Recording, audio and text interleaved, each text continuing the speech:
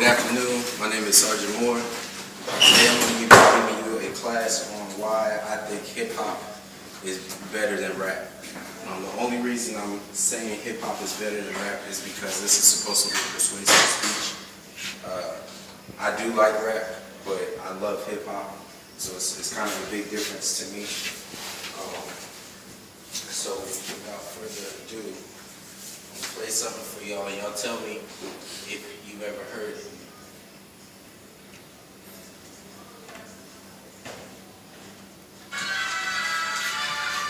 It didn't come on there? We just said it or something there.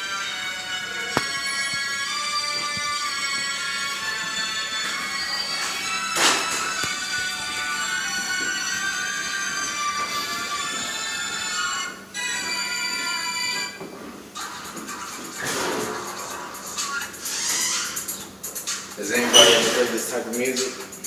Yep. Have you really? You guys have heard this before? Yeah. Have you guys ever heard of the name African Bambaataa? Don't lie.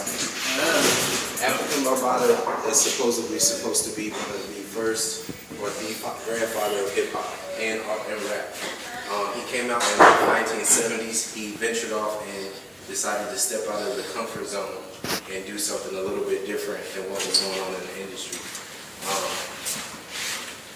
Now I think recently he just got some charges on being a pedophile, which doesn't have anything to do with the music, so it kind of took away from his legacy a little bit.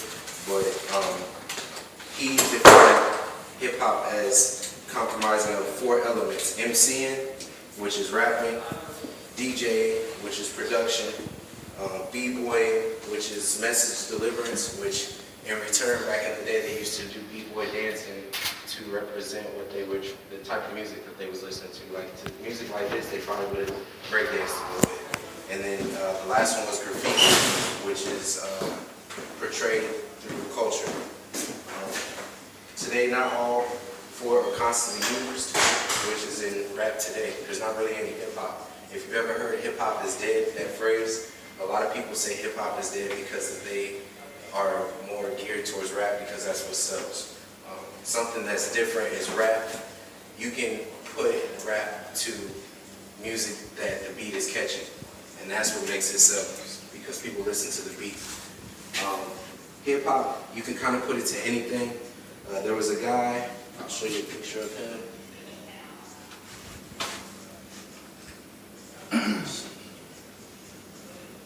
There's a guy named Rakim, and I don't know if anybody has ever seen this guy before. First of all, this is a picture of African Bambaataa.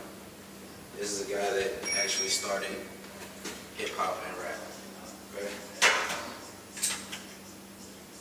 Does anybody know who this is besides Son of Brown? Prince. He said it's Prince. You know who this is? This guy's name is Curtis Blow. I don't know what's up with the half t-shirt, but that's what he was, that's what he was saying. It's not afraid to sing it right there. He's got a song that's called These Are the Breaks. It was basically he's another father of hip hop. This is him.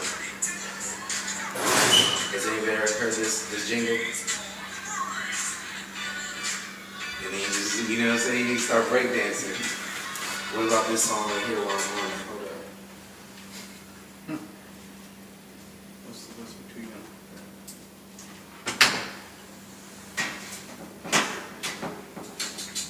So right now, we're looking at fathers being African Bambaataa being the grandfather. Curtis Blow being a father. We have Rakim being a father. One thing about Rakim is the fact, or that was good, is that he used to spit a lot of rhymes and didn't curse. He didn't curse at all. So that was what made him a little bit unique, and it made him a little bit of a better MC than most other rappers. This guy right here is another forefather. One of my favorites.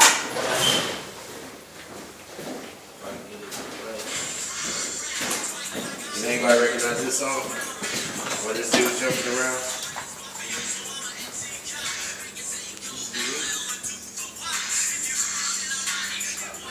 You don't know who that is? It's L.O. Cool J. L.O. Cool J. He's another father. A verse from R. Kelly said, even if it's jazz or quiet storm, hook a beat up, convert it into hip-hop form, write rhyme and graffiti, in every show you see me. So like he's basically saying the same thing that Bravada says, that he can rap to jazz or whatever quiet storm beat and still get the message across. Another guy that we had was Big Daddy Kane. That was also a forefather. He spit a lot. He gave a lot to the music industry. Female-wise, there was not very many because most females were singing, trying to take off like that. But hip-hop-wise, we said what? Salt and Pepper is one of the four grandmothers or whatever you want to call it. A lady named MC Light. Has anybody ever heard of MC Light? Yeah, MC Light is a great. And then I'll say a verse first. She says, hypocrites always want to play innocent, always want to take it out to full extent, always want to make it seem like good intent, never want to face it when it's time for punishment. That's Lauryn Hill. Lauryn Hill is one of the greatest, if not the greatest female lyricists that ever lived on the mic. Rapping is labeled one of the core elements of making up hip-hop, so it can't be better than hip-hop because it's in hip-hop. So rapping is a part of hip-hop. Hip-hop is not a part of rap. Here are a few rap gurus that brought gangster to the heart. Ghetto Boys. I don't know if anybody ever remember Ghetto Boys. It consisted of a little midget named Bushwick Bill, then Scarface, and a guy named Willie D. Then there was NWA. Everybody's singing straight out of Compton. Eazy-E and the Boys, Dr. Dre, Ice Cube, Ren, Yellow, or MC Yellow, those guys. Then there was Ice-T, 6 in the morning, police at my door, fresh to eat a squeak across the bathroom floor. Out the back window, I made my escape, don't even get a chance to grab my old school tape. Who doesn't know what a tape is? There's some people that doesn't know what a tape is. There was a tape in my thing that I did last night and no one knew. There was a couple people that did not know what a tape was. They said they never seen a tape. Females that brought rap, Foxy Brown. I don't know if anybody know who Foxy Brown is. She was one. Little Kim, she brought the Dirty Nasty to the game. Eve, they called her Pitbull in the skirt because she rapped like a guy, but she was a rapper. Today's hip-hop is trying to take it back a little bit by using current events as fuel to the lyrics and taking political stand in music. Some include Kendrick Lamar. 8. Let's see, J. Cole, yes. And one of my favorites is Eminem. Eminem is a dope lyricist. He didn't get the credit because of his skin color, but in my opinion, he would eat up most of the rappers that are in the game today. Female-wise, I couldn't think of very many except for Erykah Badu and Janelle Monáe. Who's that? Hispanic chick that was up on. She's probably dope. I never heard of her, but I would like to hear. Rap nails, we got Lil Wayne, 2 Chainz. He says, spraying shit like aerosol, you a foul, that's a fair ball. You can't reach the goal, keep shooting damn air balls. That's rap. You know what I'm saying? Like, that's kind of something that we just don't give credit to nowadays. But in conclusion, I just wanted to kind of put out a few things or a few reasons on why I think hip-hop is better than rap. Any questions? Thank you for your time. Cool.